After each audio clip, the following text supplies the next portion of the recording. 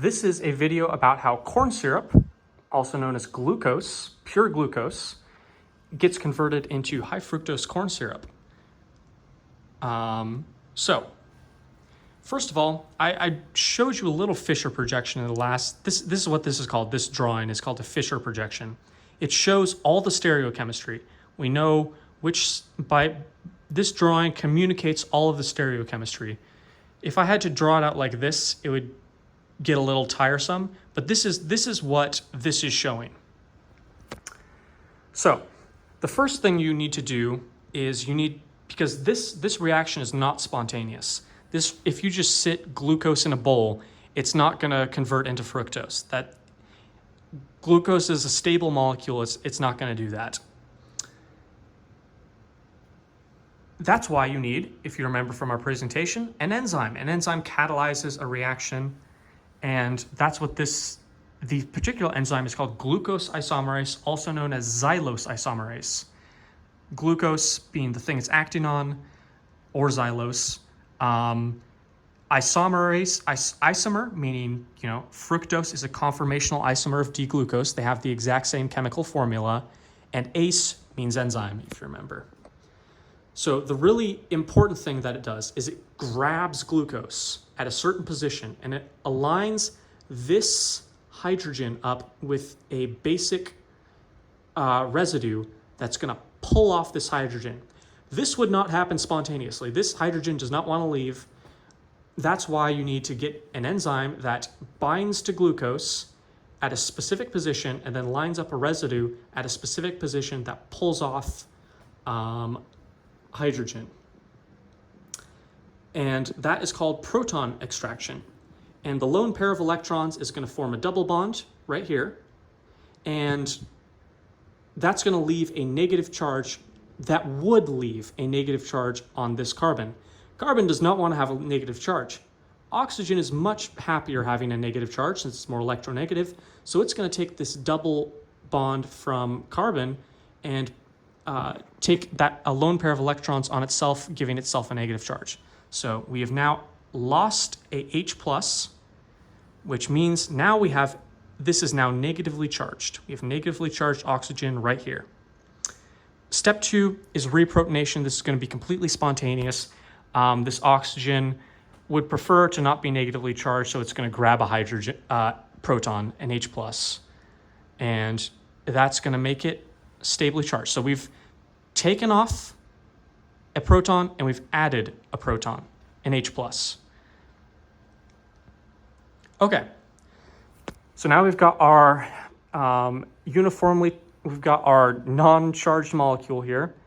And now what's going to happen is called a hydride shift.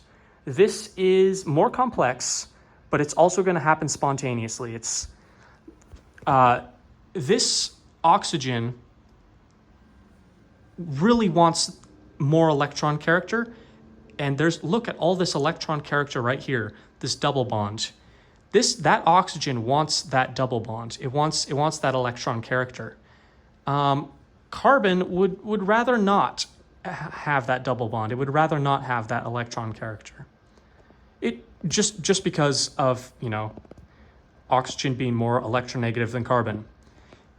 It would rather be bonded to this hydrogen instead of having that double bond with another carbon. So this double bond is kind of collapse it's going to move some electrons to the carbon, and those electrons are then going to attack the hydrogen. Oxygen is going to take those lone pair of electrons away from the hydrogen to form a double bond with this carbon. This all has to happen at the same time. Carbon is not going to be happy with a double bond, a single bond, and another bond to hydrogen. Oxygen's not going to, this needs to all happen at the same time, and that's called a hydride shift. And you're going to end up with D-fructose. An important thing to notice, or not super important, but the stereochemistry, the D versus L stereochemistry is preserved. So there you have it. And the reason, so this reaction is actually reversible. It can go the other way. And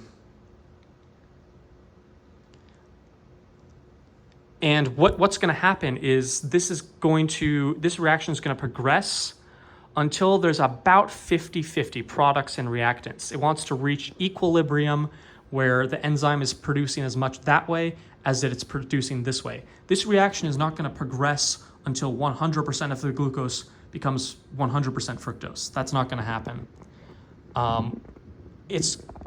However, I think fructose is slightly favored. Don't ask me why, because I don't know. But it's going to, once they're at equilibrium, meaning there's an equal amount going back and forth between each other, that is somewhere around 50% to maybe like 55% favored on the fructose side. Now, the question is, why do this? Why make corn syrup, which is pure glucose, into 50% fructose?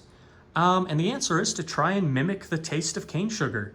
Cane sugar is tastier than corn syrup. It's sweeter.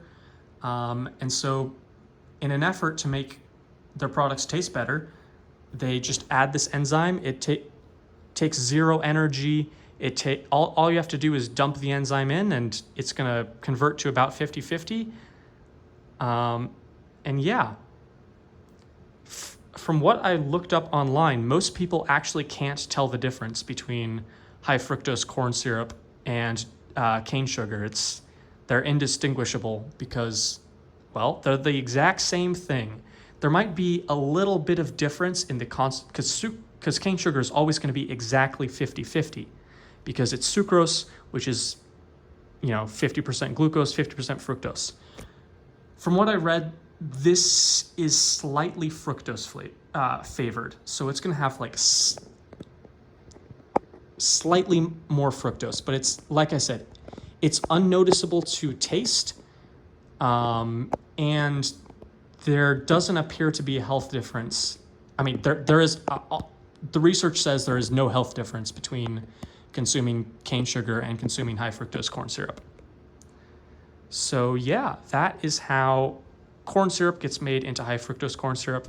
And as you know, this is going to be 25%, assuming exactly 50-50, 25% D-glucose, 25% alpha-D-glucose, 25% beta-D-glucose, 25% alpha-D-fructose, 25% beta-D-fructose. The D versus L stereochemistry is preserved in both sucrose dissolving in water and corn syrup getting made into high fructose corn syrup.